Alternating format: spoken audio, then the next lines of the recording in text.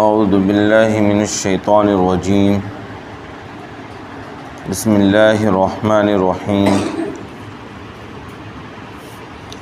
ان الذین جاءوا بالافک عصبۃ منکم لا تحسبوه شرا لکم بل هو خیر لکم لکل امرئ منہم ما اکتسب من الاثم والذی تولى کبرہ منہم له عذاب عظیم لولا اذ سمعتموه ظن المؤمنون والمؤمنات بانفسهم خيرا وقالوا هذا افك مبين لولا جاءوا عليه باربعه شهداء فاذا لم ياتوا بالشهداء فاولئك عند الله هم الكاذبون ولولا فضل الله عليكم ورحمته في الدنيا والآخرة لمسكم فيما أفضتم فيه عذاب عظيم إذ تلقونه بألسنتكم وتقولون بأفواهكم ما ليس لكم به علم وتحسبونه هينا وهو عند الله عظيم ولولا إذ سمعتم قلتم ما يكون لنا أن نتكلم بهذا سبحانك هذا بهتان عظيم يعظكم الله أن تعودوا لمثله أبدا إن كنتم مؤمنين ويبين الله لكم الآيات والله عليم حكيم إن الذين يحبون أن تشيع الفاحشة في الذين آمنوا لهم عذاب أليم في الدنيا والآخرة والله يعلم وأنتم لا تعلمون ولولا فضل الله عليكم ورحمته وأن الله رؤوف رحيم یقیناً جو لوگ جھوٹا بہتان لے کر آئے وہ تمہارے ہی میں سے ایک ٹولہ ہیں۔ تم اس واقعے کو اپنے لیے شر نہ سمجھو بلکہ یہ تمہارے لیے بہتر ہی بہتر ہے۔ ان میں سے ہر ایک اپنے کیے کا گناہ اٹھا لیا اور جس نے اس گناہ کے بڑے حصے کو اپنے سر لیا اس کے لیے تو زبردست عذاب ہے۔ کیوں نہیں جب تم لوگوں نے اس واقعے کے بارے میں سنا تو مومن مرد اور مومن عورتوں نے اپنے بارے میں اچھا گمان کیا اور یہ کہا کہ یہ تو کھلا ہوا جھوٹ ہے۔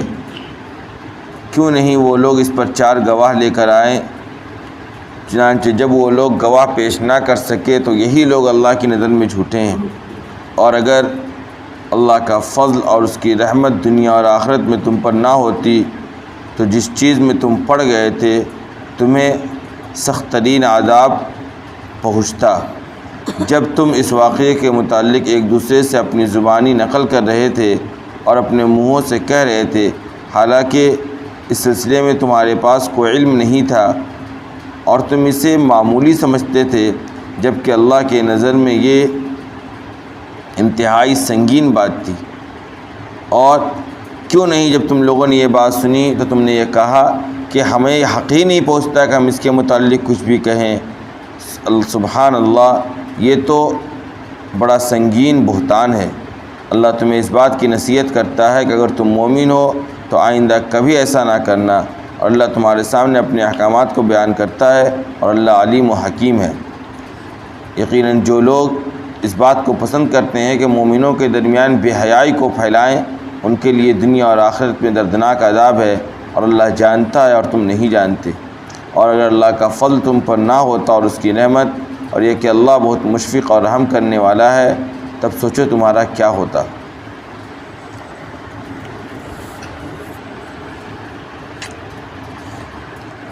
قصہ افک کے متعلق تفسیر چل رہی ہے اور گزشتہ کل آپ کے سامنے بہت تفصیل سے قصہ افک کو بیان کیا گیا تھا کہ کیسے اسلام دشمنوں نے آپ صلی اللہ علیہ وسلم کو تکلیف پہنچانے کے لیے آپ کی سب سے محبوب زوجہ محترمہ ماں عائشہ رضی اللہ تعالی عنہ پر ان لوگوں نے گھناؤنا الزام لگایا، اور اس کے نتیجے میں جو واقعات پیش آئیں اس کے بعد اللہ تبارک و تعالیٰ نے باضابطہ قرآن کے اندر 10 آیتیں نازل فرما کر حضرت عائشہ رضی اللہ تعالی عنہ کی برات کو ثابت فرمایا۔ یہ واقعہ سن 6 ہجری کا تھا۔ چنانچہ حضرت عائشہ رضی اللہ تعالی عنہ کے سلسلے میں جب برات والی آیتیں نازل ہوئیں تو ان آیتوں کے اندر مسلمانوں کو بنیادی طور پر کچھ اہم ہدایتیں بھی عطا کی گئیں کہ آئندہ زندگی میں اگر تمہارے ساتھ اس طرح کا معاملہ پیش آئے تو تمہارا کیا طرز عمل ہونا چاہیے۔ سب سے پہلے تو قرآن نے کہا کہ دیکھو، جو لوگ اس واقعے کو مدینہ منورہ کے اندر پھیلائیں اور جن لوگوں نے یہ جھوٹی افواہ گردش کی، وہ کوئی باہر سے آئے ہوئے لوگ نہیں تھے۔ اصبتم منکم، وہ تمہارے ہی درمیان کا ایک ٹولہ تھا، یعنی جن لوگوں نے یہ کام کیا، میں نے آپ کو بتلایا تھا کل کہ سب سے پہلے اس کام کو، اس بات کو بتنگڑ بنانے والا شخص تھا عبداللہ ابن ابی، جو کہ منافقوں کا سردار تھا۔ لیکن اس نے جب یہ بات مدینہ منورہ کے اندر شہرت دی تو کچھ سادہ لو مسلمان بھی اس کے فریب میں آ گئے، جس میں 3 نام آپ کے سامنے تذکرہ کیا گیا تھا۔ ایک حضرت حسان رضی اللہ تعالی عنہ کا، ایک حضرت مستح رضی اللہ تعالی عنہ کا، اور ایک حضرت حمنہ رضی اللہ تعالی عنہا کا، یعنی 2 مرد اور ایک خاتون جن کی زبان سے یہ بات نکل گئی تھی، ان لوگوں نے بھی آپس میں اس کا تذکرہ کیا تھا۔ تو یہاں جو کہا گیا کہ اس پوری سازش کے پیچھے تمہارے درمیان کا ایک ٹولہ ہے، تو جو مومن مرد یا عورتیں تھیں ان سے تو سمجھ میں آتا کہ مسلمانوں میں سے ہی تھیں، لیکن جو منافقین تھے وہ تو مسلمانوں میں سے نہیں تھے، لیکن بظاہر وہ اپنے آپ کو مسلمان دکھلاتے اور ظاہر کرتے تھے۔ اسی بنیاد پر کہا گیا کہ وہ تم میں کا ہی کیا ہے، ایک جماعت اور ایک ٹولہ تھی جنہوں نے یہ کام کیا۔ اس کے بعد قرآن نے کہا لا تحسبوه شرا لکم بل هو خیر لکم، تم اس پورے حادثے کو، اس پورے واقعے کو اپنے لیے شر نہ سمجھو، بلکہ تمہارے لیے بہتر ہی بہتر ہے۔ یہ تمہارے لیے بہتر ہی بہتر ہے۔ کیسے؟ یہ واقعہ بہتر اس طور پر رہا، بظاہر تو مسلمانوں کو تکلیف پہنچی، آپ صلی اللہ علیہ وسلم کا دل دکھا، حضرت عائشہ رضی اللہ تعالی عنہ بہت کرب اور بے چینی کے ساتھ انہوں نے اپنا یہ پورا 1 مہینہ گزارا، لیکن قرآن یہ کہہ رہا ہے کہ تمہارے ساتھ اس طرح کا جب واقعہ پیش آیا تو تم اس کو اپنے لیے شر کیوں سمجھ لیے؟ یہ تو تمہارے لیے بہتر ہی بہتر ہے۔ کیسے؟ اس طور پر کہ ایک تو اس واقعے کے ہونے کے بعد ان لوگوں کے چہرے سے پردہ ہٹ گیا جو لوگ اپنے آپ کو مومن بتلاتے اور دکھلاتے تھے، یعنی منافقین کا پردہ فاش ہوا۔ ایک تو یہ ہوا اس واقعے کے بعد۔ دوسری بات یہ ہوئی کہ اس واقعے کے ذریعے حضرت عائشہ رضی اللہ تعالی عنہ کی فضیلت دنیا کے اوپر ظاہر کر دی گئی کہ دیکھو یہ کوئی عام یا معمولی خاتون نہیں ہے، ان کی برات کے لیے اللہ تبارک و تعالیٰ نے 10 آیتیں نازل فرمائیں۔ آپ نے دیکھا ایک مرتبہ الزام لگا کس پر؟ حضرت مریم پر۔ حضرت مریم پر الزام لگا تھا نا، جب وہ اپنے بیٹے کو لے کر آئی تھیں اپنی قوم کے پاس، تو اللہ تبارک و تعالیٰ نے ان کی برات کیسے فرمایا؟ ان کی برات اس طور پر فرمائی کہ اسی بچے کو اللہ تبارک و تعالیٰ نے، گود میں موجود بچے کو اللہ نے گویا عطا کر دی، اور خود حضرت عیسیٰ نے کہہ دیا انی عبداللہ آتانی الکتاب وجعلنی نبیّا، کہ میں اللہ کا بندہ ہوں اور اللہ نے مجھے کتاب عطا کیا اور مجھے اس نے نبی بنا کر بھیجا ہے۔ اسی طریقے سے حضرت یوسف علیہ السلام پر جب حضرت زلیخا نے الزام لگایا تھا تو یوسف علیہ السلام کے اوپر لگے ہوئے الزام سے ان کو برات جو حاصل ہوئی تھی وہ بھی ایک گود میں موجود بچے کی گواہی کے ذریعے ہوئی تھی۔ آپ کو واقعہ یاد ہوگا جب حضرت یوسف لوٹے تھے، بھاگے تھے، تو اس کے بعد دروازہ کھلتا چلا گیا تھا، اور اس کے بعد جب وزیر نے دیکھ لیا، بادشاہ نے دیکھ لیا، تو بادشاہ کی بیوی نے پورا الزام کس پر لگا دیا؟ یوسف پر لگا دیا۔ تو اس وقت ایک وہ کہتے ہیں نا جس میں بچہ سو رہا ہوتا ہے جس میں ڈال دیتے ہیں بچے کو آرام کے لیے، پالنا کہتے ہیں نا اس کو، اس کے اندر جو بچہ ایک موجود تھا اس نے گواہی دی تھی کہ یہ جھوٹ بول رہی ہے اور حضرت یوسف سچ بول رہے ہیں. تو اللہ تبارک و تعالیٰ نے حضرت عائشہ سے پہلے حضرت یوسف علیہ السلام جیسے نبی پر الزام لگا تو اس کی برات کے لیے ایک بچے کے ذریعے گواہی دلوا دی گئی. حضرت مریم کے اوپر الزام لگا تو ان کی برات کے لیے ان کے گود میں موجود ان کی اولاد کے ذریعے اللہ تبارک و تعالیٰ نے ان کی برات کا اظہار فرمایا. لیکن حضرت عائشہ رضی اللہ تعالیٰ عنہ کی برات کے لیے اللہ تبارک و تعالیٰ نے خود 10 آیتیں نازل کر کے بھیجی. تو کسی کی شان میں، کسی کی برات میں قرآن کریم کا نازل ہو جانا اور پھر رہتی دنیا تک کے لیے ان کی فضیلتوں کا تذکرہ ہونا قرآن کے الفاظ کے ذریعے، یہ کوئی معمولی بات نہیں تھی. یہ تو مسلمانوں کے لیے خیر ہو گیا کہ مسلمانوں کی ماں کا تذکرہ قرآن کریم کے اندر کیا گیا اور ان کی ماں کے اوپر لگائے ہوئے الزام کو خود اللہ تبارک و تعالیٰ نے آیات قرآنیہ کو نازل فرما کر زائل فرمایا اور ان کی برات اور ان کی فضیلت اور ان کی پاک دامنی کا چرچا فرمایا. 2 بات. تیسری بات خیر کا ذریعہ اس طور پر بنا کہ اس واقعے سے مسلمانوں کو تکلیف پہنچی، اس پورے حادثے سے مسلمانوں کو تکلیف پہنچی. اس تکلیف پر مسلمانوں کو اللہ کی طرف سے ثواب عطا کیا جائے گا. اس تکلیف پر اللہ تبارک و تعالیٰ کے ذریعے مسلمانوں کو ثواب عطا کیا جائے گا. بتائیے ثواب کا حاصل ہونا یہ خود خیر ہے کہ نہیں؟ اس لیے قرآن نے کہا لا تحسبوہ شرا لکم بل ہوا خیر لکم، بلکہ یہ پورا واقعہ تمہارے لیے بہتر ہی بہتر ہے. اس کے بعد اللہ نے کہا یہ تو معاملہ اب سن لو، لِكُلِّ امْرِئٍ مِّنْهُمْ مَا اكْتَسَبَ مِنَ الْإِثْمِ، کہ جن لوگوں نے بھی اس میں اپنا حصہ لیا، یعنی جو لوگ بھی اس جھوٹی تہمت کو پھیلانے میں، سننے میں اور بولنے میں شریک اور نقل کرنے میں شریک ہوئے، تو ان میں سے ہر ایک اپنے عمل کے اعتبار سے گناہ کا موجب قرار دیا گیا. یعنی جتنا زیادہ اس جھوٹی بہتان اور اس جھوٹی بات کو پھیلانے میں یا نقل کرنے میں جتنا زیادہ جس نے حصہ لیا اس کو اتنا ہی اللہ تبارک و تعالیٰ کی طرف سے سزا دی جائے گی. والذی تولی کبرہ منہم لہو عذاب عظیم، اور جس نے سب سے زیادہ حصہ لیا، سب سے بڑا حصہ جس کا، وہ کس کا تھا؟ عبداللہ ابن ابی کا. اسی نے تو یہ پورا بتنگڑ بنایا ہے صفوان رضی اللہ تعالیٰ عنہ اور عائشہ رضی اللہ تعالیٰ عنہ کو لے کر.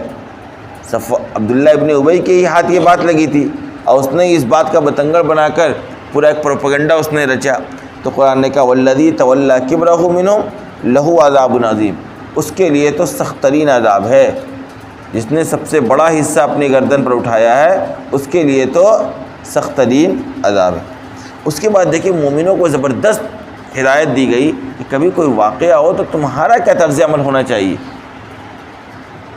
تم کو ایسی قوم نہیں ہو کہ تمہارے سامنے کوئی بھی آ کر کچھ بھی کہہ دے تم اس کو نقل کرنے لگو. مومن کا کام کیا ہے؟ ابھی اسی جمعہ کو میں نے تقریر کی تھی نا، مومن کا کام ہے مسلمانوں کے ساتھ اچھا گمان رکھنا. اگر کوئی بات وہ کہے یا کوئی کام وہ کرے تو اس کے عمل کو دیکھو کہ اگر یہ صحیح قاعدے کے مطابق اتر سکتی ہے تو اس کو اسی پر اتارو. بدگمانی پیدا نہ کرو. ہمارے یہاں کیا ہے کہ ہم باتوں کا غلط مطلب نکالنے کی کوشش کرتے ہیں. ہمارا رویہ کیا ہوتا ہے؟ ہم باتوں پر غلط مطلب نکالنے کی کوشش کرتے ہیں اور پھر اس غلط مطلب کو لوگوں کے درمیان مشہور کرتے ہیں، اور لوگ بھی اسی طریقے سے کہلاتے ہیں، مومن دکھتے ہیں، دیندار اور سب کچھ ماشاءاللہ، لیکن کسی کے بارے میں ان کے کان میں آپ کوئی بات کہہ دیجئے کہ آپ نے ایسا کیا. کسی کے بارے میں آپ کوئی بات کہہ دیجئے، اب وہ بس یقین کر لیں گے کہ ہاں اس نے ایسا کیا ہوگا، ہاں اس نے ایسا کیا ہوگا، اور اس کی بنیاد پر اپنے دلوں کے اندر لوگ برائیاں پالنا شروع کر دیں. بہت سی مرتبہ ایسا ہوتا ہے ہم لوگ دن بھر میک کے سامنے کھڑے ہیں، کچھ نہ کچھ بول رہے ہیں، تفسیر کی شکل میں، تقریر کی شکل میں، مسائل کی شکل میں کچھ نہ کچھ آپ کو بولا جا رہا ہے. بہت سی مرتبہ کچھ باتیں ایسی ہوتی ہوں گی جو آپ کو سمجھ میں نہیں آتی ہوں گی، یا ایسا ہوتا ہوگا آپ کو لگتا ہوگا کہ یہ کسی کی طرف نشانہ کر رہے ہیں، حالانکہ بولنے والا زیادہ بہتر جانتا ہے کہ اس کا نشانہ کدھر ہے یا اس کے بولنے کا مقصد کیا ہے. لیکن سننے والے نے غلط مطلب سمجھا اور غلط فہمی پیدا کی، خود بھی اپنے دل کے اندر بغض پیدا کر لیا اور جا کر لوگوں کے درمیان میں بھی چرچا کر دیا۔ اب لوگ اسی طریقے سے جہاں کوئی بات سنی تو قاعدہ کیا بتلایا؟ اصول تو یہ بتلایا کہ جب بھی کسی مومن کے کسی عمل کو کے اندر یہ گنجائش ہو کہ اس کو صحیح محمل پر محمول کیا جائے تو صحیح پر ہی محمول کرنا چاہیے۔ جیسے میں نے آپ کو واقعہ سنایا تھا نا، کس کا؟ حضرت عیسیٰ علیہ السلام کا۔ اپنی آنکھوں سے دیکھا چوری کرتے ہوئے، لیکن اس نے قسم کھا لی کہ میں نے چوری نہیں کی، تو کہا میں اپنی آنکھ کو جھٹلاتا ہوں کیونکہ تو نے اللہ کا واسطہ دے دیا، ہو سکتا ہے تو اپنا حق لے رہا ہوگا، مجھے بظاہر وہ چوری لگی۔ یہاں تک حسن گمان رکھنے کا حکم دیا گیا ہے، لیکن ہم اس کے برخلاف بدگمانی اپنے اندر پیدا کرتے ہیں کہ اللہ نے کیا کہا؟ لولا اذ سمعتموه ظن المؤمنون والمؤمنات بانفسهم خیرا وقالوا هذا افک مبین، کہ جب تم لوگوں نے یہ بات سنی تھی، یہ واقعہ تمہارے سامنے آیا تھا، یہ پروپیگنڈا جب تمہاری کانوں سے ٹکرائی تھی، تو مومن مرد اور مومن عورتوں نے اپنے سلسلے میں حسن گمان کیوں نہیں رکھا اور یہ بات کیوں نہیں کہی کہ یہ تو کھلا ہوا جھوٹ ہے؟ بھائی کسی خاتون کے اوپر کوئی الزام لگایا گیا تو ابھی آپ پیچھے پڑھا آپ نے کہ الزام کوئی لگائے گا تو اس کے لیے کیا ہے؟ کم از کم 4 گواہ پیش کرنا ہے۔ جب تک 4 گواہ پیش نہ کر دے تب تک اس کے اوپر تہمت ثابت نہیں ہوگی۔ تو اس سے پہلے آپ بدگمانی کیوں پیدا کر رہے کہ نہیں ضرور ایسا کام اس نے کیا ہوگا، ضرور ایسا کام اس نے کیا ہوگا؟ بات سمجھ میں آ رہی ہے؟ تو کہا کہ بھائی جب تم لوگوں نے یہ بات سنی، قرآن کہہ رہا ہے مسلمانوں کو کہ جب تم نے عائشہ رضی اللہ تعالیٰ عنہ کے متعلق اس واقعے کی خبر تمہارے کان میں گئی تو تمہارا کام یہ تھا کہ تم حسن گمان رکھتے عائشہ رضی اللہ تعالیٰ عنہ کے ساتھ، نہ ہے کہ تمہارے ذہن و دماغ میں تردد پیدا ہوتا اور تم اس کو نقل کرتے اور تم صاف صاف یہ کہتے ھذا افک مبین، یہ تو کھلا ہوا جھوٹ ہے۔ کیوں؟ بھائی سچ ہونے کے لیے 4 گواہ کا پائے جانا ضروری ہے، اب تک تو 4 گواہ ان لوگوں نے پیش کیا نہیں، تو پھر ہم ان کے ناقص افواہ پر، پروپیگنڈا پر یقین کیسے تم لوگوں نے کر لیا؟ تم لوگوں نے یقین کیسے کر لیا؟ بلکہ تمہارا کام یہ تھا کہ تم حسن گمان رکھتے۔ دیکھیں لفظ قرآن نے کتنا زبردست استعمال کیا، کہا اپنے بارے میں حسن گمان رکھتے۔ کیا مطلب؟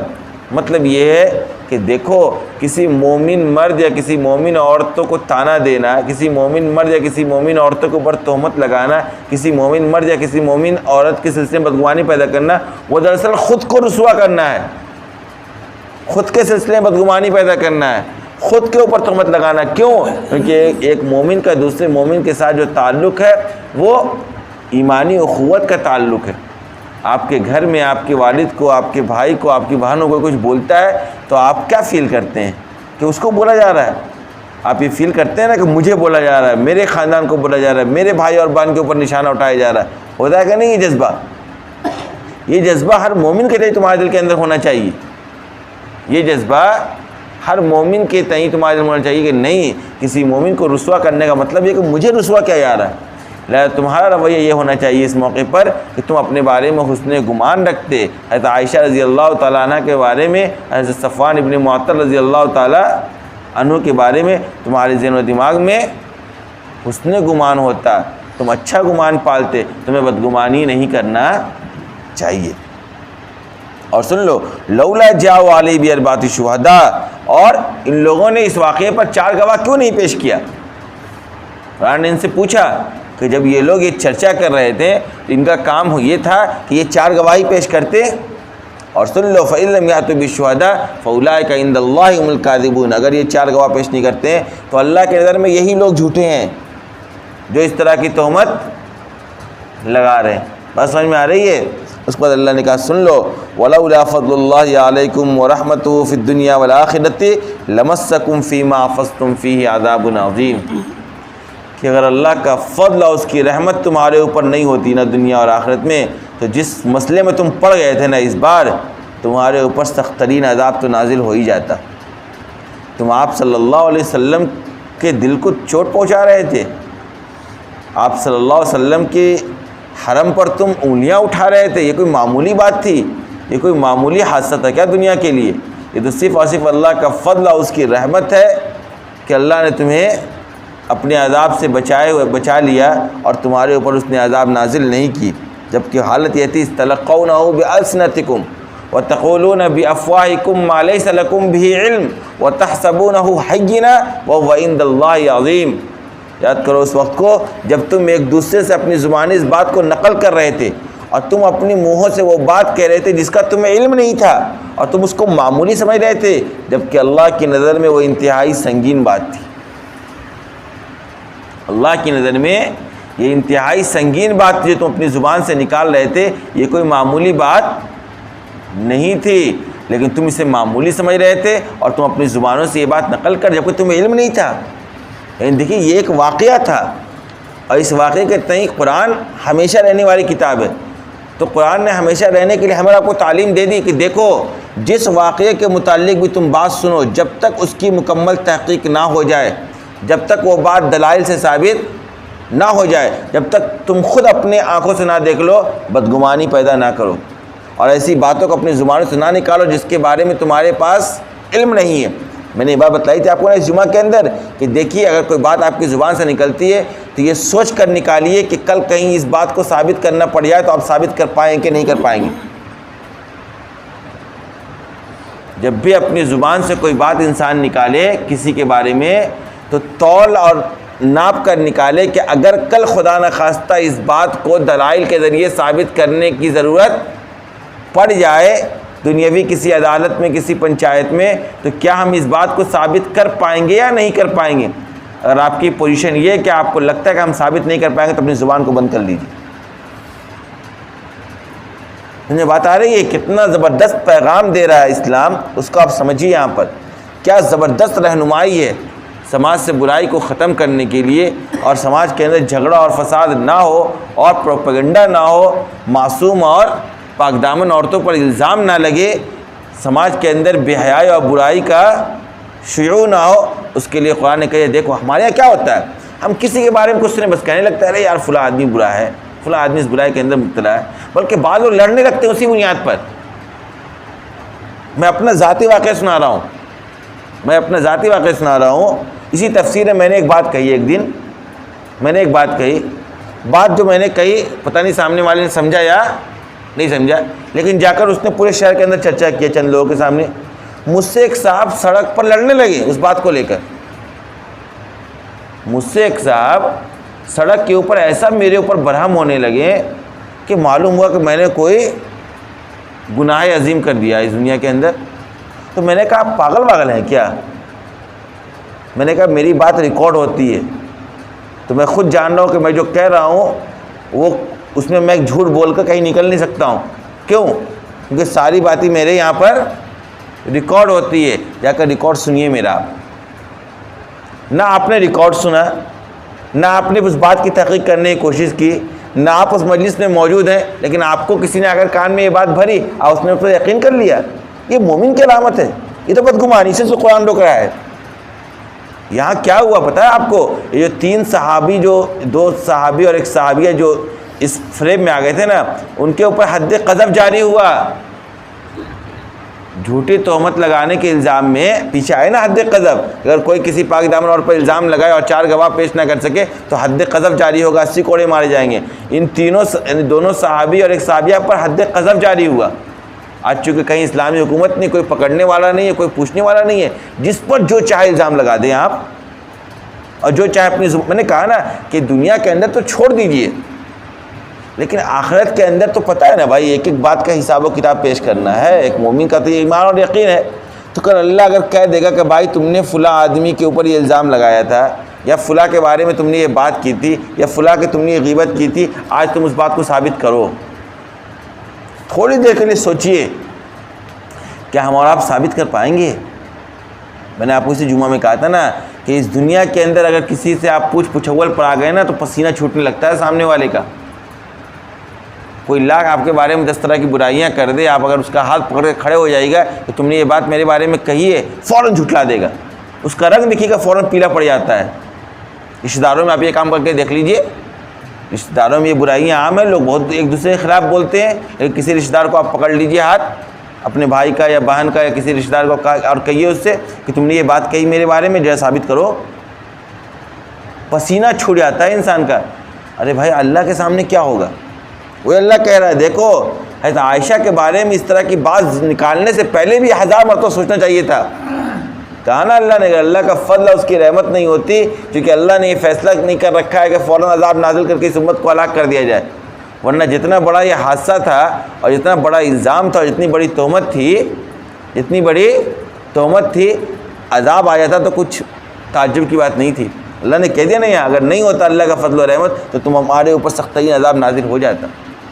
جس مسئلے میں تم پڑے تھے تم اس کو معمولی نہ سمجھو، اس لیے کہا دیکھو وَتَقُولُونَ بِأَفْوَاهِكُم مَّا لَيْسَ لَكُم بِعِلْمٍ، یعنی ایسی باتیں اپنی زبان سے بالکل نہ کہو جس کا تمہیں علم نہ ہو، یعنی بغیر سوچے سمجھے، بغیر دلائل سے ثابت ہوئے کوئی بات زبان سے نکالنی نہیں چاہیے، سوائے اس کے بدگمانیاں پیدا ہو، سوائے اس کے کہ آپس میں دشمنیاں ہو، سوائے اس کے کہ آپس میں بغض پیدا ہو، سوائے اس کے کہ جھگڑا اور فساد ہو، اس کے علاوہ کوئی فائدہ حاصل ہونے والا آپ کو نہیں۔ اس کو اللہ نے کہا، بلکہ اور آگے بڑھے کہا وَلَوْلَا إِذْ سَمِعْتُمُوهُ قُلْتُمْ مَا يَكُونُ لَنَا أَن نَّتَكَلَّمَ بِهَذَا سُبْحَانَكَ هَذَا بُهْتَانٌ عَظِيمٌ، بلکہ جب تم نے یہ واقعہ سنا تو تمہیں تو یہ کہنا چاہیے کہ ہمیں تو حق ہی نہیں ہے کہ ہم اس کے متعلق اپنی زبان کو کھولیں، یعنی بدگمانی پیدا کرنے کی بات دور، اپنی زبان سے یہ بات نکالنے کی بات دور، حضرت عائشہ کے بارے میں ایسا سوچنے کی بھی تمہارے پر پابندی لگی ہوئی تھی، تمہیں یہ کہنا ہی نہیں چاہیے تھا، تم تو یہ کہتے کہ ما یکون لنا ان نتکلم بہذا، کہ ہمیں تو یہ حق ہی نہیں کہ ہم اس کے بارے میں ایک لفظ اپنی زبان سے نکالیں، سبحانک، اللہ کی ذات پاک ہے، ھذا بہتان عظیم، یہ تو سنگین ترین بہتان، اس کے علاوہ کچھ بھی نہیں۔ تم نے ایسا سوچ کیسے لیا عائشہ کے بارے میں اور چرچا کیسے کرنے لگے تم؟ یعنی اللہ کا جلال اور غصہ دیکھیے آپ ان آیتوں کے اندر جھلک رہا ہے۔ کہا جب تم نے یہ واقعہ سنا اور تمہارے کانوں میں سے بات ٹکرائی تو تمہیں تو یہ کہنا چاہیے کہ بھائی ہمیں تو یہ حق بھی نہیں کہ ہم ایک لفظ اپنی زبان سے نکالیں اس واقعے کے متعلق، یہ تو صاف اور کیا ہے، کھلا ہوا بہتان اور جھوٹ ہے۔ آپ دیکھیے ایک خاتون کی عزت کے لیے کتنی سخت ترین احکامات نازل کیے گئے۔ کسی خاتون کی عزت کو اچھالنے کوئی آسان بات، آپ سوچ رہے ہیں کہ آپ کی زبان سے بات نکل گئی، آپ نکل گئے، اس خاتون کے اوپر کیا قیامت گزر رہی ہے آپ اندازہ نہیں لگا سکتے۔ یہ عام خاتون کی بات ہے۔ حضرت عائشہ رضی اللہ تعالیٰ عنہ تو آپ وسلم کی اہلیہ ہیں، جو نبی ہے، جو دنیا کو ہدایت کا راہ دکھلانے کے لیے آیا ہے، اس نبی کی بیوی کے اوپر اس طرح کا الزام لگایا جائے اور اس طرح کے الزام کا تذکرہ کیا جائے، یہ کوئی معمولی بات نہیں تھی۔ قرآن نے کہا نا وَتَحْسَبُونَهُ هَيِّنًا وَعِندَ اللَّهِ عَظِيمٌ، تم اس کو معمولی سمجھ رہے تھے، حالانکہ اللہ کی نظر میں یہ انتہائی سنگین بات تھی، اللہ کی نگاہ میں یہ انتہائی سنگین بات تھی۔ اللہ نے نصیحت کی یعظکم اللہ ان تعودوا لمثلہ ابدا ان کنتم مؤمنین، اگر تم مومن ہو تو اللہ تمہیں اس بات کی نصیحت کرتا ہے کہ آئندہ کبھی ایسی حرکت نہ کرنا،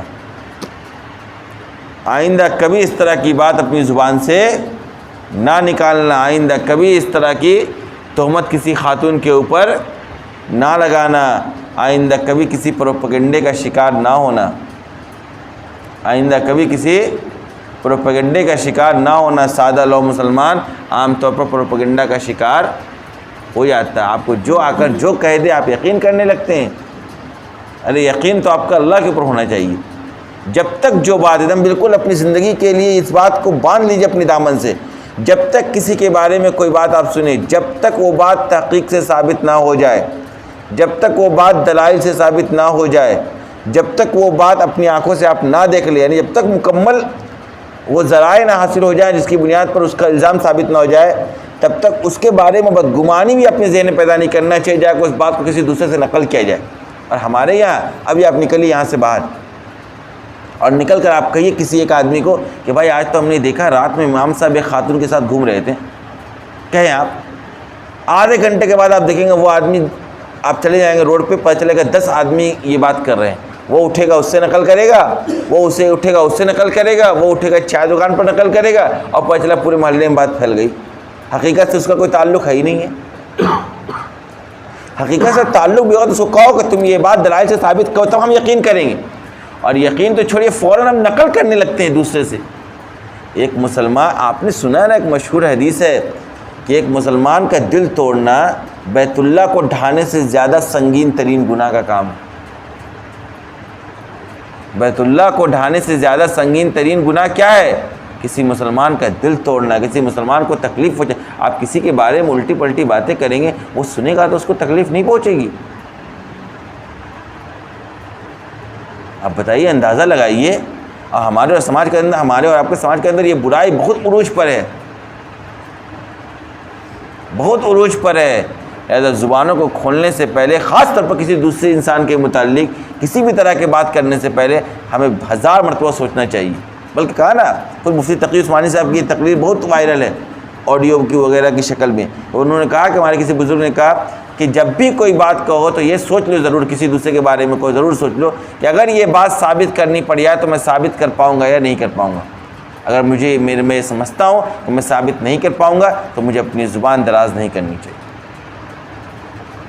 وَيُبَيِّنُ اللَّهُ لَكُمُ الْآيَاتِ وَاللَّهُ عَلِيمٌ حَكِيمٌ. اللہ تبارک و تعالیٰ تمہارے سامنے اپنے احکامات کو کھول کھول کر بیان کر رہا. اللہ ہر چیز کو جاننے والا ہے، اللہ ہر طرح کی حکمتوں کا مالک ہے. لہذا وہ لوگ جو اس بات کو پسند کرتے ہیں کہ مومنوں کے درمیان بے حیائی پھیلے، وہ جان لے کہ ان کے لیے دنیا اور آخرت میں سنگین ترین اور دردناک عذاب ہم نے تیار کر رکھا ہے. اور اللہ جانتا ہے اور تم نہیں جانتے، اور تم نہیں جانتے. مطلب یہ کہ دیکھیے، بے حیائی اور برائی کرنا تو حرام ہے ہی ہے. بے حیائی اور برائی مومنوں کے درمیان پھیلانا یہ اور سنگین ترین گناہ ہے. اس لیے کہا یہ جو آپ باتیں اس طرح کر رہے ہیں وہ کیا ہے؟ بے حیائی تو پھیلا رہے آپ. بے حیائی پھیلانے والوں کے لیے قرآن نے اعلان کر دیا ہے کہ ان کے لیے دنیا میں بھی سخت ترین اور دردناک عذاب ہے اور آخرت میں بھی دردناک عذاب ہے. دنیا میں بھی دردناک عذاب ہے اور آخرت میں بھی دردناک عذاب ہے. لہذا کوئی ایسی حرکت نہ کریں جس سے سماج کے اندر بے حیائی اور برائی پنپے. لہذا وہ تمام لوگ جو اس طرح کا مواد نشر کرتے ہیں یا اس طرح کی باتیں نشر کرتے ہیں یا اس طرح کا ایک سوسائٹی ڈیولپ کرانے میں اپنا حصہ دیتے ہیں جس کے اندر بے حیائی ہو، برائی ہو، بے حجابی ہو، بے پردگی ہو، وہ لوگ جان لیں کہ وہ اللہ کے عذاب سے آخرت میں تو نہیں بچیں گے، دنیا میں بھی بچنے والے نہیں. اور اللہ ہر چیز کو جان رہا اور تم نہیں جانتے. انسداد جرائم، بے حیائی کو روکنے کا سب سے بنیادی ذریعہ یہ ہے کہ آپ اس بے حیائی کا تذکرہ ہی نہ کریں. برائی کو روکنے کا سب سے بنیادی ذریعہ یہ ہے کہ آپ اس برائی کا تذکرہ ہی نہ کریں. ولولا، بار بار اللہ یہ بات کہہ رہا ہے، ولولا فضل اللہ علیکم ورحمتہ وان اللہ رؤوف الرحیم، کہ جان لو اگر اللہ کا تمہارے اوپر فضل و رحمت نہ ہوتا اور اللہ اگر مشفق اور مہربان نہ ہوتا تو سوچو تمہارے ساتھ کیا ہوتا. تم نے جو گناہ کیا ہے اور تم نے جو اس بار حرکت کی آپ صلی اللہ علیہ وسلم کو تکلیف پہنچانے کی، اگر اللہ کا فضل اور اس کی رحمت نہ ہوتی تمہارے ساتھ، یہ رحمت ہی ہے اس کا فضل ہے کہ تم بچے ہوئے ہو، ورنہ سوچے تمہارا کیا بنتا. اس واقعے کے ذریعے پوری دنیا میں بسنے والے انسانوں کے لیے بہترین رہنمائی کا سامان فراہم کر دیا گیا کہ دیکھو، کسی کے اوپر تہمت لگانے سے پہلے، زبان دراز کرنے سے پہلے تمہیں سوچنا چاہیے. بلکہ اگر کوئی تمہارے سامنے کسی کی برائی کرے، تمہیں پہلے مرحلے میں اس کے ساتھ حسن گمان رکھنا چاہیے اور کہنا چاہیے تمہاری آنکھوں نے غلط دیکھا ہے، ضرور کوئی وجہ ہو سکتی ہے. ایک مومن اس طرح کی حرکت نہیں کر سکتا ہے. مومن کے کام کو ہمیشہ صحیح محمل پر محمول کرنے کی کوشش کرنی چاہیے. میں نے کو بتایا نہیں واقعہ، اگر ہم اس طریقے سے نہیں کریں گے، یہ اصول نہیں اپنائیں گے، زندگی مشکل ہو جائے گی. ہم نے اور آپ نے نہیں دیکھا کہ صبح جو جانور ذبح ہوا وہ ذبح کرنے والا مسلمان تھا کہ نہیں، ذبح کرنے والا بسم اللہ پڑھا کہ نہیں، صحیح طریقے سے کیا کہ نہیں. لیکن اس کے باوجود چونکہ حسن گمان ہے، اس کی بنیاد پر لگتا ہے کہ مومن تھا، مسلمان کی دکان ہے تو اس نے یہ ساری چیزیں کی ہوگی، اسی بنیاد پہ ہمارے لیے وہ گوشت کھانا حلال ہے، اس کا استعمال حلال ہے. یہ بہترین اصول ہے. اللہ تبارک و تعالیٰ نے ہمیں اور آپ کو عائشہ رضی اللہ تعالیٰ عنہ کے اس واقعے کے تئیں سمجھانے کی کوشش کی، اور اللہ نے باضابطہ مسلمانوں کا کہ اس طرح کی باتوں کو سننے کے وقت اولاً تو تمہیں ان باتوں پہ یقین ہی نہیں کرنا چاہیے، اور تمہیں کہہ دینا چاہیے کہ نہیں، جب تک یہ بات ثابت نہ ہو تب تک ہم اپنی زبان دراز نہیں کریں گے. اس طریقے سے ان آیات کو نازل کر کے باضابطہ عائشہ رضی اللہ تعالیٰ عنہ کی برات اللہ تبارک و تعالیٰ نے نازل فرمائی. اور یہ حضرت عائشہ رضی اللہ تعالیٰ عنہ کی خصوصیت ہے. حضرت عائشہ رضی اللہ تعالیٰ عنہ کی اس کے علاوہ بہت سی خصوصیات ہیں جو دوسری عورتوں کو حاصل نہیں. جیسے خود حضرت عائشہ رضی اللہ تعالیٰ عنہ کی خصوصیت یہ ہے کہ نکاح سے پہلے سے ہی حضرت جبرائیل امین علیہ الصلوۃ والسلام ایک ریشمی کپڑے کے اندر ان کی تصویر لپیٹ کر لاتے تھے، آپ صلی اللہ علیہ وسلم کو دکھاتے تھے کہ آپ کا نکاح ان سے ہوگا آگے چل کر۔ اسی طریقے سے حضرت عائشہ رضی اللہ تعالیٰ عنہ وہ پہلی خاتون ہے جو کنواری تھیں، آپ صلی اللہ علیہ وسلم نے ان سے نکاح کیا۔ ان کے علاوہ تمام خواتین کیا تھیں؟ بیوہ تھیں، اور آپ نے ان سے نکاح کیا تھا، یہ پہلی خاتون تھی۔ پھر آپ صلی اللہ علیہ وسلم کا انتقال حضرت عائشہ رضی اللہ تعالیٰ عنہ کی گود میں ہوا۔ آپ صلی اللہ علیہ وسلم مدفون بھی کہاں ہے؟ حضرت عائشہ رضی اللہ تعالیٰ عنہ کے ہی گھر میں اور انہی کے حجرے میں مدفون ہے۔ اس طرح کی بہت سی خصوصیات ہیں حضرت عائشہ رضی اللہ تعالیٰ عنہ کو حاصل ہے، جس سے ان کی افضلیت اس امت کے اوپر ظاہر ہوتی ہے۔ وآخر دعوانا الحمدللہ۔